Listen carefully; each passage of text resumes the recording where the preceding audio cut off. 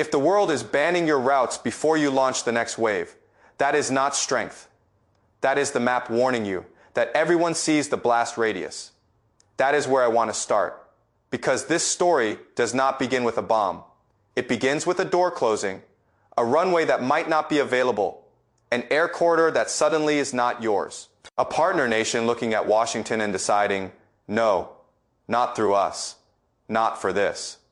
That image is more powerful than 100 speeches, because empires do not just move on command. They move through permissions, through agreements, through the quiet architecture of yes. And according to the reporting driving this source, that architecture is beginning to fail around Trump. That is the hook. The main conflict is even sharper. Trump wants the world to read escalation as dominance. But the more extreme the threats become, the more other governments seem to be treating his plans like contamination. That reversal is the engine of this entire video. So let me rebuild this the right way. Picture the map first: Britain, France, Spain, Austria, parts of Italy. Countries that, according to the source and the reports it cites, either refuse or heavily restrict the use of bases and airspace for US operations tied to strikes on Iran, especially if civilian infrastructure could be targeted. On paper, each of those decisions may look technical. In reality, together, they form a picture. The picture says one thing: allies do not want to be accessories. That is a brutal message. And the reason it lands so hard is because it attacks the one thing American military power has relied on for decades without constantly having to name it. Reach is not just how far your bomber can fly. Reach is who still lets you move. Reach is who still trusts your judgment enough to let you move through their territory. Reach is who still believes the mission will not become a legal stain or a political nightmare. The second that trust starts eroding, the war machine does not disappear, but its aura changes. It goes from disciplined to dangerous, from coordinated to improvised, from legitimate to suspect. That shift is everything. Then the source piles on detail after detail, and if you build it correctly, each one should feel like another light going dark on the map. A report that the UK does not want bases like RAF Fairford or Diego Garcia tied to strikes on civilian targets claims that France is saying no to using its airspace. The suggestion that more of Europe is reaching the point where appeasement is over and distance is safer than compliance. American officials responding not with calm reassurance, but with resentment. Complaints about basing rights, complaints about allies, complaints that NATO is not useful if Europe will not facilitate what Washington wants. Look at how that sequence escalates. First, the access shrinks. Then the complaints get louder. Then the complaints themselves become proof of shrinking access. That is how you know the story's moving. And then the economic layer enters, which is where the panic becomes deeper than war planning. This source points to a broader feeling that countries are no longer fully comfortable leaving strategic dependence parked inside the American system. It cites the story of France, moving gold exposure away from New York and back toward Europe. Whatever nuance sits inside that episode, the symbolic value is massive. The symbolism is not about one vault. The symbolism is about custody, about faith, about whether the world still feels safest keeping its most sensitive dependencies under American guardianship. When that question starts opening up, the damage is no longer military. It is civilizational. Because reserve systems, alliance systems, energy systems, and war systems all run on the same invisible fuel: confidence. And confidence is exactly what this source says is being burned away. Then, the region itself enters the frame, and now the story stops being diplomatic theater and starts looking like chain reaction threats to the Strait of Hormuz. LNG routes turning into bargaining chips, industrial fires in Saudi Arabia, warnings around petrochemical plants, bridges, desalination facilities, and civilian infrastructure.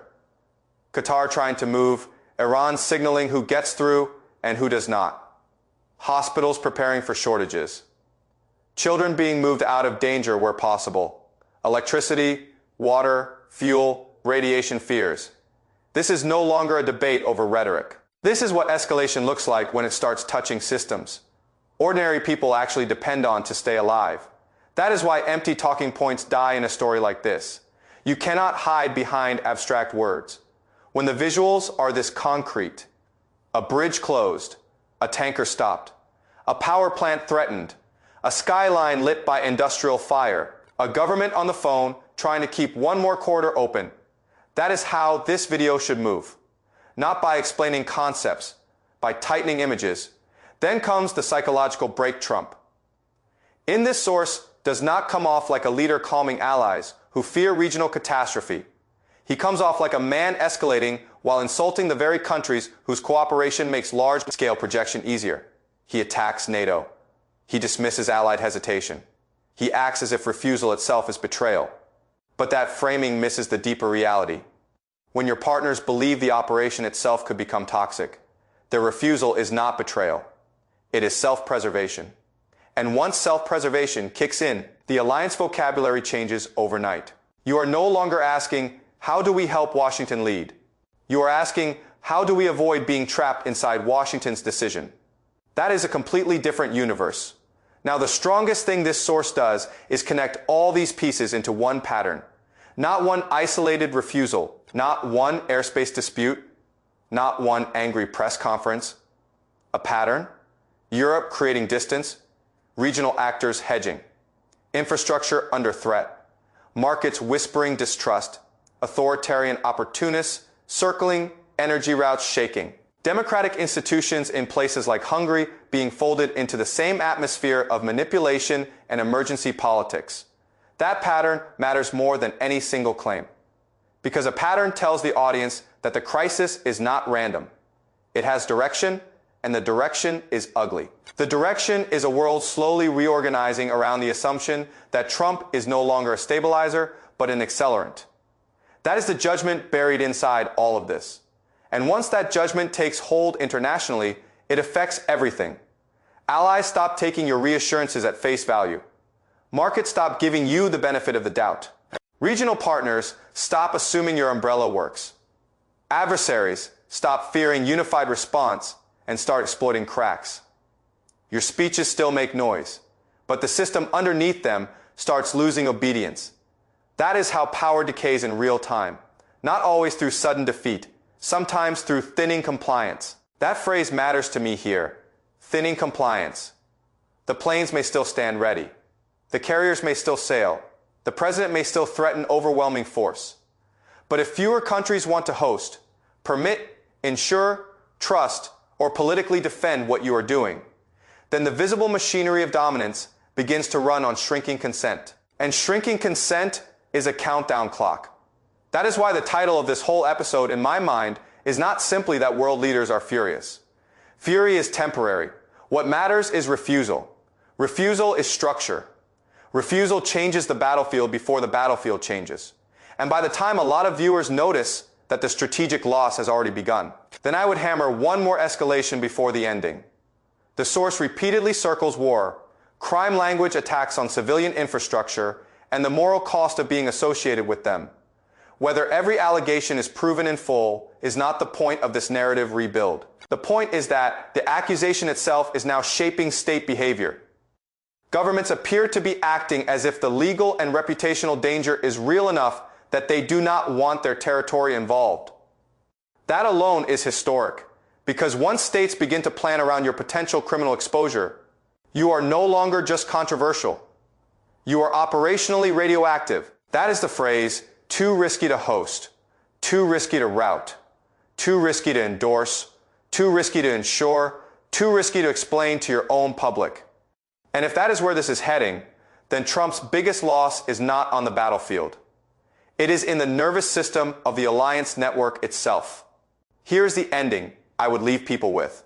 The scariest part of this story is not that Trump may be willing to go further. The scariest part is that more and more governments appear to believe he will. That belief changes behavior before the next strike, before the next headline, before the next speech. It closes doors early, it moves assets early, it redraws routes early, it creates distance early, and when the world starts doing all of that before the fire fully spreads, that means the loss of trust has already outrun the official timeline. So no, the real headline is not that leaders are angry. The real headline is that the map is starting to say no.